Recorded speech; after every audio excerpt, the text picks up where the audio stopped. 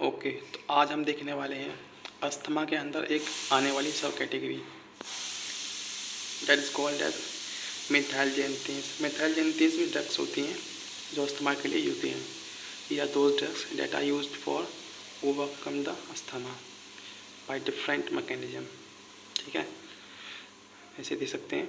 Use to treat asthma, gives action by inhibiting phosphodiesterase enzyme. ठीक है, इसका mechanism of action मतलब ये काम कैसे करती है बॉडी के अंदर, मतलब सब जो कोई नहीं जानता कि टेबलेट कैसे काम करती है। कुछ सब लोग सोचते हैं कि उसके अंदर कुछ सिग्नल होता होगा कि ये यहाँ पे आके दर्द की है तो उस पर दर्द लिखा है तो ताकि दर्द को बंद कर दे, तो ऐसा कुछ नहीं होता। वही मैं तो आपको समझाने जा रहा हूँ कि एक्चुअली ड्रग्स जो होती हैं वो काम कैसे करती हैं।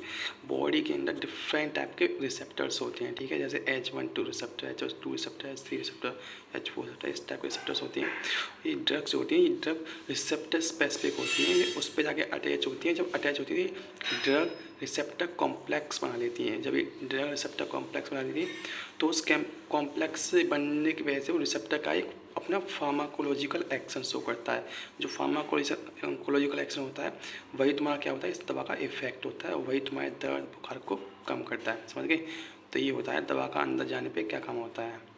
ठीक, तो इसका मैकेनिज्म ऑफ एक्शन ऐसे है कि ब्लॉक करेगी तुम्हारे किसको, एडेनोसाइन रिसेप्टर को। ठीक है, जब तुम्हारी मिथाइलजेंथिन ड्रग जो है अंदर जाएगी तो तुम्हारे एडेनोसाइन रिसेप्टर को ब्लॉक कर देगी। ठीक है, उसके बाद क्या होगा तुम्हारा कि जो ब्रोंको कंस्ट्रक्शन है वो तुम्हारा घट जाएगा और जो मीडिएटर रिलीज है वो तुम्हारे बढ़ जाएंगे। ठीक है, CMP कार्बन अमीनो मोनोफॉस्फेट वो तुम्हारे बढ़ जाएंगे। ये CMP बढ़ने की वजह से क्या होगा, तुम्हारा ब्रोंकस डायलेट होगा। ठीक है, ब्रोंको डायलेशन होगा, ब्रोंकस डायलेट होगा तो उसी वजह से ब्रोंकस डायलेट होगा तो पेशेंट को सांस बहुत ज़्यादा मिलेगी लेने के लिए। ठीक है, ब्रोंको डायलेशन की वजह से पेशेंट को सांस बहुत मिलेगी, वो क्या ठीक होने लगेगा। ठीक है, जैसे आप देख सकते हैं कि क्या नॉर्मल ब्रोंकस है और ये अस्थमैटिक ब्रोंकस है।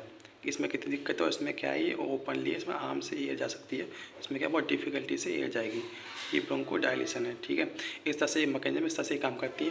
अब देख लेते हैं कि ड्रग्स कौन कौन सी होती है।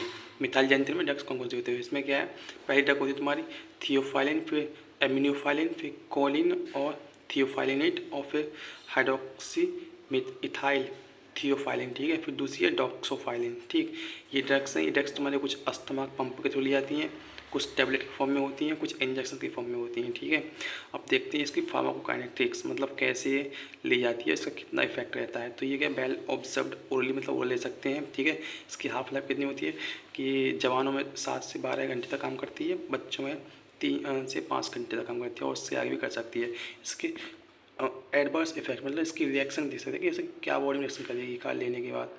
जो एडवर्स इफेक्ट होते हैं, साइड इफेक्ट जो होते हैं, तो ये थोड़ा हेडेक करेगी, कॉमन दिक्कत है, नोजिया कॉमन दिक्कत है। ठीक है, GIT मतलब गैस्ट्रो इंटेस्टाइनल इरिटेंट में थोड़ा बहुत हो सकता है और नर्वसनेस हो सकती है। ठीक है, तो ये क्या है तुम्हारी एक मिथाइलजेंथिन जो कि एक अस्थमा की कैटेगरी की ड्रग है। ठीक है, कैटेगरी सब क्लास है। मैं बताया था कि अपने लेक्चर में बहुत सब डिस्क्रिप्शन है, एक एक करके देखेंगे। ठीक है, तो वही है, आगे और सब क्लास देखने के लिए कमेंट करें। और ये जो कंटेंट है, ये कंटेंट मैंने जो है KD त्रिपाठी से लिया हुआ, जो कि एक फार्माकोलॉजी MBBS और MD की स्टैंडर्ड बुक है। उससे ऊपर कोई बुक नहीं है, ना फार्मेसी में ना किसी मेडिकल लाइन में। ठीक है, ये उससे लिया हुआ कंटेंट है। ठीक है, thank you for watching. For any more comment please. आप डोज के लिए कमेंट कर सकते हैं कि डोज कितनी देनी होती है। ठीक है, थैंक यू।